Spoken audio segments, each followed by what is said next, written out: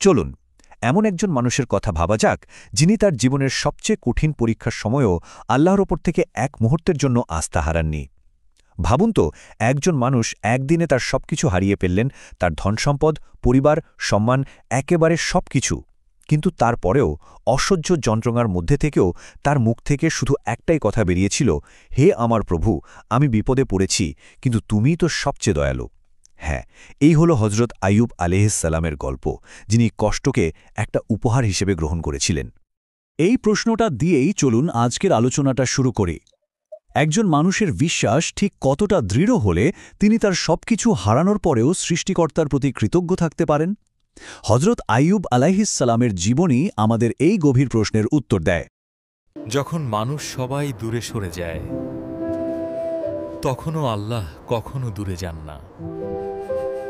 তবে এই উত্তরের গভীরে যাওয়ার আগে আমাদের ফিরে যেতে হবে সেই সময়ে যখন হজরত আইয়ুব আলাইহিসসালামকে এক অভাবনীয় পরীক্ষার মুখোমুখি হতে হয়েছিল। এটা ছিল এমন এক পরীক্ষা যা তার ঈমান, ধৈর্য আর আল্লাহর প্রতি ভালোবাসার এক চূড়ান্ত নিদর্শন হয়ে আছে। এই কঠিন পরীক্ষার আগে হজরত আইয়ুব আলাইহিসসালামের জীবনটা কেমন ছিল জানেন? সবকিছুতেই যেন একটা প্রাচুর্য ছিল, আর ছিল গভীর কৃতজ্ঞতা। তিনি ছিলেন একাধারে ধনী, দয়ালু এবং আল্লাহভীরু একজন মানুষ।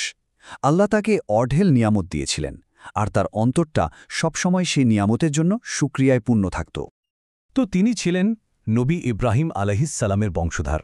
আল্লাহ তাকে উর্বর জমি, বিশাল বিশাল শস্যক্ষেত্র আর অগণিত গবাদি পশু দান করেছিলেন।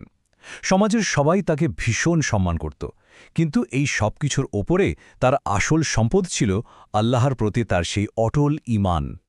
লোকে তাকে সবচেয়ে ধনী নবী বলেই জানত, কিন্তু জানেন, তার মধ্যে অহংকারের লেশমাত্র ছিল না। তিনি প্রতিদিন সকালে আল্লাহর শুকরিয়া আদায় করতেন, আর রাতে তার সামনে সিজদায় পড়ে থাকতেন। তার জীবনটাই ছিল আল্লাহর প্রতি কৃতজ্ঞতার এক জীবন্ত উদাহরণ। হজরত আইয়ুব আলাইহিসসালামের এই অটল বিশ্বাস দেখেই তো শয়তানের গায়ে জ্বালা ধরে গেল। সে আল্লাহকে চ্যালেঞ্জ করে বসল, আইয়ুব তো শুধু আপনার দেওয়া ধন সম্পদের কারণেই আপনার শুকরিয়া করে। যদি তার কাছ থেকে সবকিছু কেড়ে নেওয়া হয়, তাহলে দেখবেন সে আপনাকে ভুলে যাবে। আল্লাহ তার প্রিয় বান্দার উপর পূর্ণ আস্থা রেখে শয়তানকে পরীক্ষা করার অনুমতি দিলেন, কিন্তু একটা শর্ত দিয়ে দিলেন, তার ঈমানের উপর শয়তানের কোনো ক্ষমতা থাকবে না। আর অনুমতি পেয়েই শয়তান যেন ঝাঁপিয়ে পড়ল। এখান থেকেই শুরু হলো হজরত আইয়ুব আলাইহিসসালামের জীবনের সেই কঠিন অধ্যায়, যেখানে সবকিছু হারানোর যন্ত্রণা তাকে চারপাশ থেকে ঘিরে ধরেছিল। একটার পর একটা বিপদ এসে তার সাজানো গোছানো জীবনটাকে যেন তছনছ করে দিতে লাগল। শরীর ভেঙে পড়েছিল, কিন্তু ঈমান কখনো ভাঙেনি। প্রথমে এক ভয়ঙ্কর ঝড়ে তার সমস্ত গবাদি পশু মারা গেল। এরপরেই আগুনে পুড়ে ছাই হয়ে গেল তার বিশাল শস্যক্ষেত্র আর সুন্দর বাড়িটা। কিন্তু সবচেয়ে বড়, সবচেয়ে কষ্টের আঘাতটা এলো তখন, যখন তিনি তার সন্তানদের একে একে হারাতে শুরু করলেন। ভাবা যায়, নিজের সন্তানদের দাফন করার সময়ও তার মুখ থেকে একটা অভিযোগের শব্দ বের হয়নি। চোখ দিয়ে পানি পড়ছে, কিন্তু মুখে একটাই কথা, আলহামদুলিল্লাহ, যিনি দিয়েছেন তিনি নিয়ে নিয়েছেন। তিনি আল্লাহর কাছে নালিশ না করে বরং সিজদায় পড়ে গেলেন। আইয়ুব আলাইহিসসালামের এমন ধৈর্য দেখে শয়তান তো রীতিমতো থ হয়ে গেল। সে তার পরিকল্পনায় বুড়িতরহা ব্যর্থ হয়ে এবার আল্লাহর কাছে তাকে শারীরিক যন্ত্রণা দেওয়ার অনুমতি চাইল। তার ধারণা ছিল শারীরিক কষ্ট হয়তো তার বিশ্বাসকে টলিয়ে দিতে পারবে। এরপর শুরু হলো শারীরিক যন্ত্রণা। তার পুরো শরীরটা কষ্টদায়ক ঘা পচড়ায় ভরে গেল। কষ্ট এতটাই বেড়ে গেল যে মানুষ ভয়ে তার কাছ থেকে দূরে সরে যেতে লাগল। একসময় তিনি সমাজে একেবারে একা আর বিচ্ছিন্ন হয়ে পড়লেন। কিন্তু শুধু একজন মানুষ তাকে ছেড়ে যাননি। তিনি হলেন তার পুণ্যবতী স্ত্রী। বছরের পর বছর ধরে তিনি অসীম ভালোবাসা আর ধৈর্য নিয়ে তার সেবা করেছেন, তার ক্ষত পরিষ্কার করেছেন আর তাকে সঙ্গ দিয়েছেন।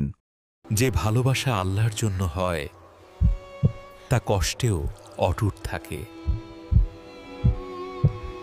একদিন তার স্ত্রী কষ্টের চোটে আর থাকতে না পেরে তাকে বললেন আল্লাহর কাছে সুস্থতার জন্য দোয়া করতে। উত্তরে হজরত আইয়ুব আলাইহিসসালাম মৃদু হেসে যে জবাবটা দিয়েছিলেন তা ধৈর্যের ইতিহাসে চিরকাল লেখা থাকবে।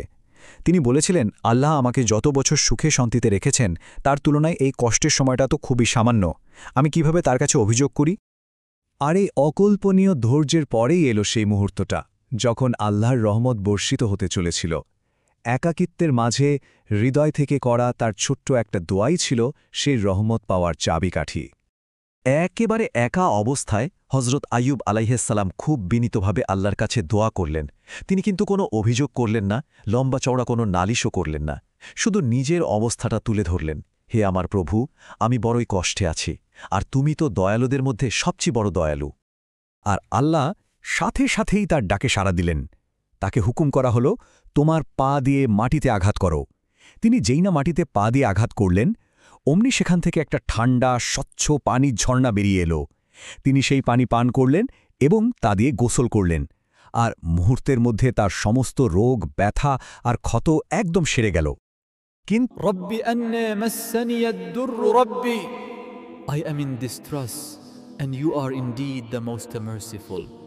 এখানেই শেষ না। আল্লাহ তাকে শুধু সারিয়েই তোলেননি, বরং যা যা হারিয়েছিলেন তার পরিবার, সম্পদ, সম্মান সবকিছু ফিরিয়ে দিলেন। আর জানেন কি, আগের চেয়েও দ্বিগুণ করে। এটা ছিল তার সে অটল ধৈর্যের এক ঐশ্বরিক পুরস্কার। When the mercy of Allah descends, all suffering is removed. তো হজরত আইয়ুব আলাইসাল্লামের এই গল্পটা শুধু একজন নবীর জীবনের ঘটনাই না, এর ভেতরে আমাদের সবার জন্য, মানে পুরো মানবজাতির জন্য এক চিরন্তন শিক্ষা লুকিয়ে আছে।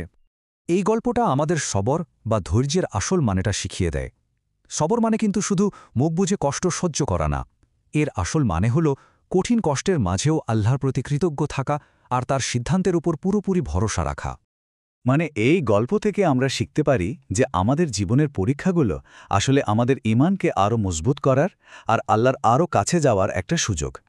দুঃখের মুহূর্তগুলো হয়তো আল্লাহর পক্ষ থেকে আমাদের আরও ভালো করে তোলার একটা প্রক্রিয়া।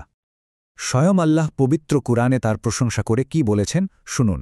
এবং আমরা তাকে ধৈর্যশীল পেয়েছিলাম, কতই না উত্তম বান্দা সে ছিল বারবার প্রত্যাবর্তনকারী।